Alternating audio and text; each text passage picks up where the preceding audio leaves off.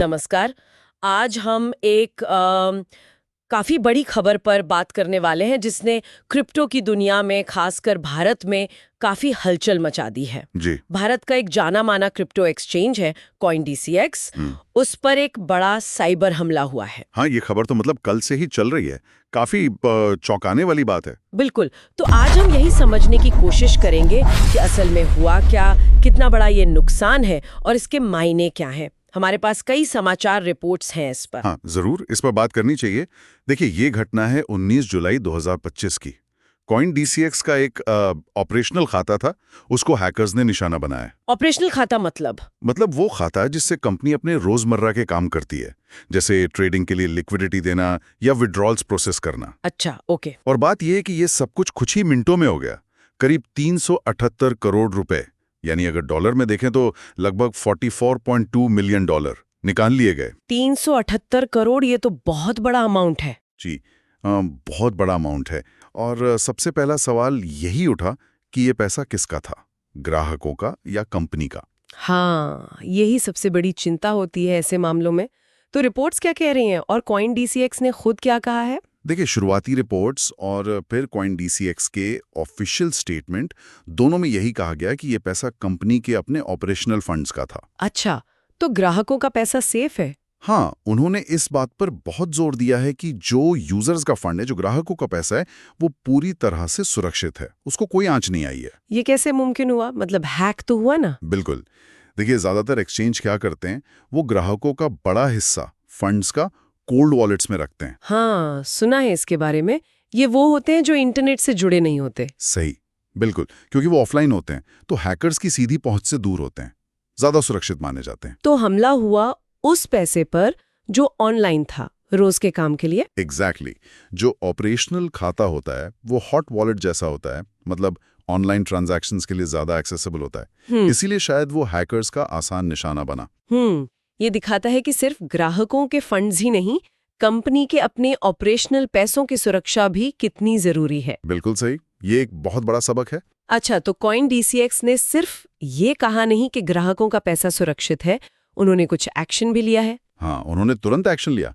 पहली बात तो ये साफ कर दी कि जो भी नुकसान हुआ है 378 करोड़ का, वो कंपनी खुद भरेगी। ग्राहकों पर इसका कोई बोझ नहीं आएगा। ये अच्छी बात है, कम से कम ग्राहकों को तो चिंता नहीं करनी पड़ेगी। जी, और इसके साथ ही उन्होंने जांच भी शुरू कर दी है। भारत सरकार की जो साइबर सुरक्षा एजेंसी है, CERT-In। हाँ, CERT-In, Indian computer emergency response team. बिल्कुल, उनके साथ मिलकर और कुछ अंतर्राष्ट्रीय साइबर सुरक्षा एक्सपर्ट्स के साथ मिलकर जांच चल रही है। पता लगाने की कोशिश हो रही है कि ये हुआ कैसे और इसके पीछे कौन है। पारदर्शिता दिखाना जरूरी होता है ऐसे वक्त में। बहुत जरूरी। क्रिप्टो में तो विश्वास ही सब कुछ है, अगर वो हिल गया तो फिर मुश्किल हो जाती है। और सुनने में आया है कि उन्होंने कोई नाम वगैरह भी रखा है। हाँ, ये भी एक इंटरेस्टिंग डेवलपमेंट है। उन्होंने करीब 90 करोड़ रुपए, मतलब लगभग 11 मिलियन डॉलर का इनाम रखा है। 90 करोड़? किस लिए? ये इनाम उस व्यक्ति या ग्रुप के लिए है जो चोरी हुए फंड को वापस लाने में मदद करेगा या फिर हैकर्स की पहचान करने और उन तक पहुंचने में मदद करेगा। इसे व्हाइट हैट बाउंटी कह रहे हैं। अच्छा, मतलब नैतिक हैकर्स या रिसर्चर्स के लिए। हाँ, जो अच्छे इरादे से सिस्टम की कमियां ढूंढते हैं या ऐसे मामलों में मदद करते हैं। ये दिखाता है कि वो सिर्फ नुकसान की भरपाई नहीं करना चाहते, बल्कि असल दोषियों तक पहुंचना चाहते हैं। क्या किसी पे शक है कि ये किसने किया होगा? शुरुआती जांच में जो शक जा रहा है वो उत्तर कोरिया के एक हैकर समूह पर है, लाजरस ग्रुप। Lazarus group? अरे, इनका नाम तो पहले भी कई बार सुना है बड़े साइबर हमलों में। हाँ, ये ग्रुप काफी कुख्यात है। दुनिया भर में बैंकों पर, फाइनेंशियल इंस्टीट्यूशंस पर और खासतौर पर क्रिप्टो एक्सचेंजों पर हमलों के लिए जाना जाता है। जो तरीका इस बार इस्तेमाल हुआ है वो इनके पिछले कारनामों से मेल खाता है, ऐसा एक्सपर्ट्स का मानना है। बाप रे, मतलब ये मामला काफी गंभीर है। बिल्कुल। तो अब CoinDCX अपने यूजर्स को क्या सलाह दे रहा है? जाहिर है लोग थोड़े डरे हुए तो होंगे। हाँ, उन्होंने एडवाइजरी जारी की है। वही सामान्य लेकिन जरूरी बातें कि किसी अनजान लिंक पर क्लिक न करें, फिशिंग मेल्स या मैसेजेस से सावधान रहें, अपना OTP किसी से शेयर न करें और हमेशा CoinDCX की ऑफिशियल वेबसाइट या ऐप का ही इस्तेमाल करें। ये बेसिक चीजें हैं, लेकिन ऐसे माहौल में इन पर ध्यान देना और जरूरी हो जाता है। सही बात है। ये घटना हमें याद दिलाती है कि ये जो डिजिटल दुनिया है, डिजिटल संपत्ति है, ये कितनी नाजुक हो सकती है। बिल्कुल। देखिए, इस बार ग्राहकों का फंड सुरक्षित रहा, ये गनीमत है, लेकिन साइबर सुरक्षा एक कभी ना खत्म होने वाली लड़ाई है। हैकर्स रोज नए तरीके इजाद कर रहे हैं और एक्सचेंजे को, कंपनियों को उनसे हमेशा एक बल्कि 2 कदम आगे रहना पड़ता है। CoinDCX ने जिस तरह तुरंत रिस्पॉन्ड किया, पारदर्शिता दिखाए, वो काबिले तारीफ है।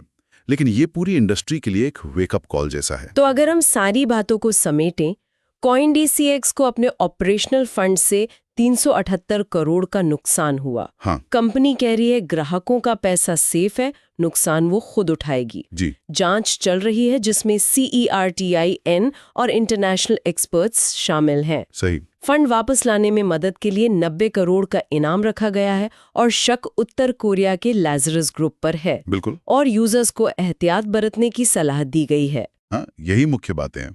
ये घटना क्रिप्टो एक्सचेंजों के जो अंदरूनी सुरक्षा इंतजाम है और उनका रिस्क मैनेजमेंट कितना मजबूत होना चाहिए, इस बात को हाईलाइट करती है। सिर्फ बाहर से दीवारें खड़ी करना काफी नहीं है, अंदर के सिस्टम भी उतने ही मजबूत होने चाहिए। एकदम सही कहा। और ये सब हमें एक सवाल के साथ छोड़ जाता है।